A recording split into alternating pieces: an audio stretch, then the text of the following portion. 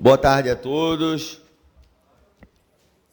Hoje, presidente, a minha ansiedade talvez seja decorrente da seriedade do tema.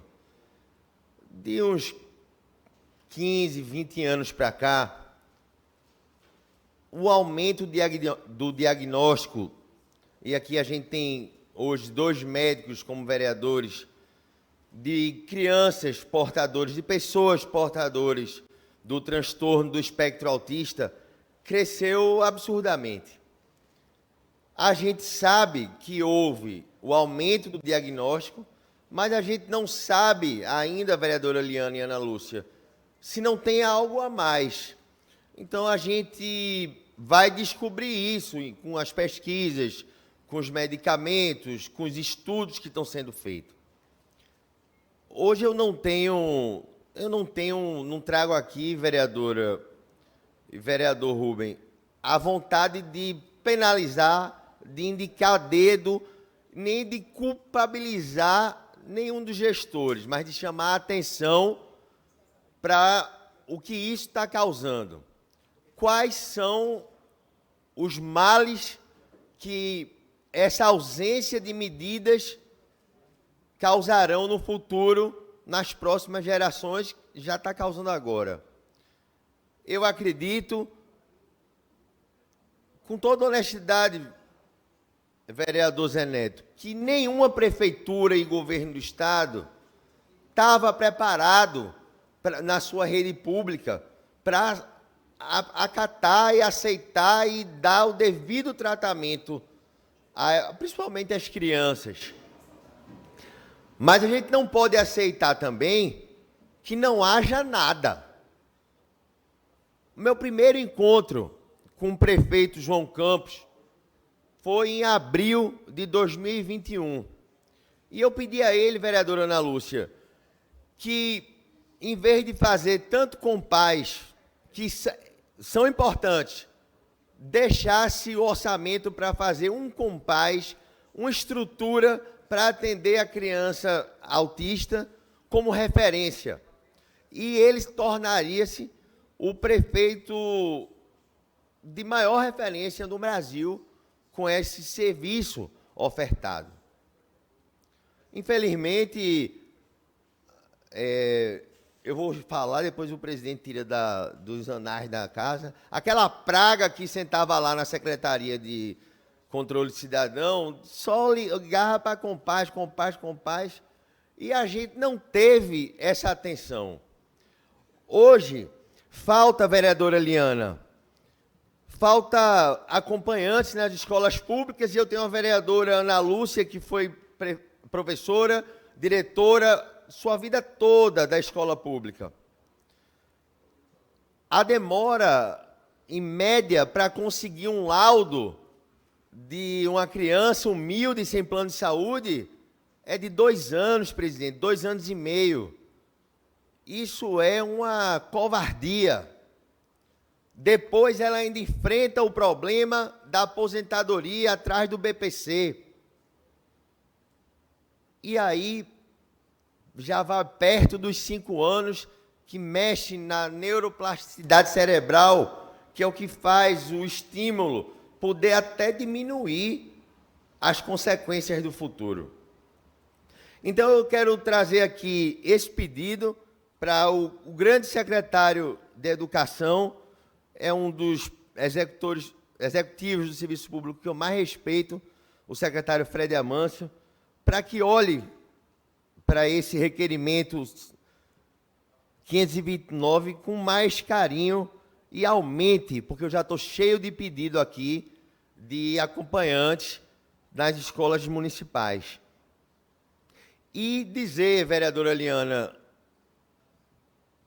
que vai ser o tema principal do meu mandato, a defesa da causa da família e da criança portadora do transtorno do espectro autista. Agora eu lhe escuto com muito carinho e sabendo que a senhora participa dessa luta desde que entrou aqui, antes disso também.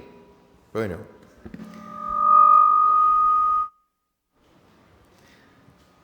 Quero Quero parabenizá-lo, vereador Paulo Muniz, pelos requerimentos. Os 2 requerimentos são extremamente importantes.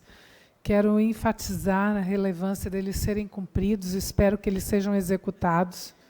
O primeiro deles, para a divulgação dos locais de atendimento das pessoas, né? Não apenas as crianças no espectro autista, mas as pessoas, porque adultos também são autistas.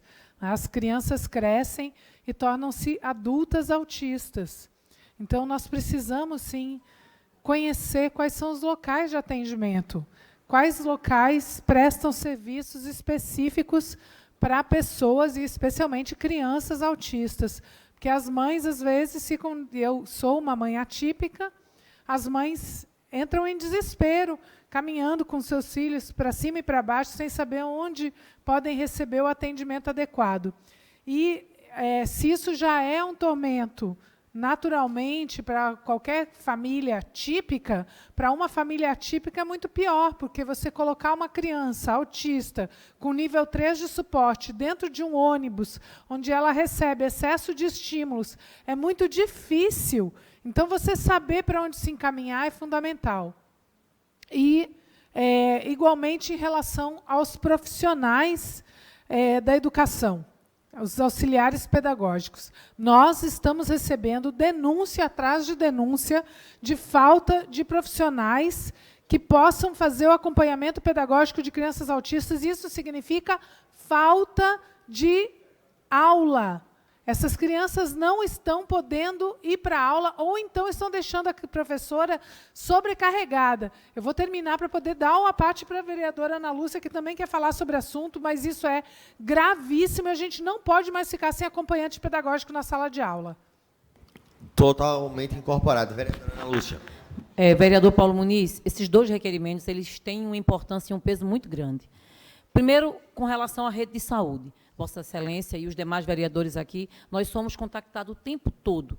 As mães chegam em determinados locais, a equipe que está lá diz que ali não atende crianças que estão dentro do transtorno do espectro autista. Agora, isso depois dela já ter esperado, dela estar ali tentando conciliar a convivência ali com outras pessoas, e isso é muito grave, isso é muito sério. Para além disso, Vossa Excelência já falou dos laudos, também existem inúmeras ações contra o município, esperando a execução, partindo da prenúncia de que essas mães estão sem os laudos, sem terem suas crianças laudadas.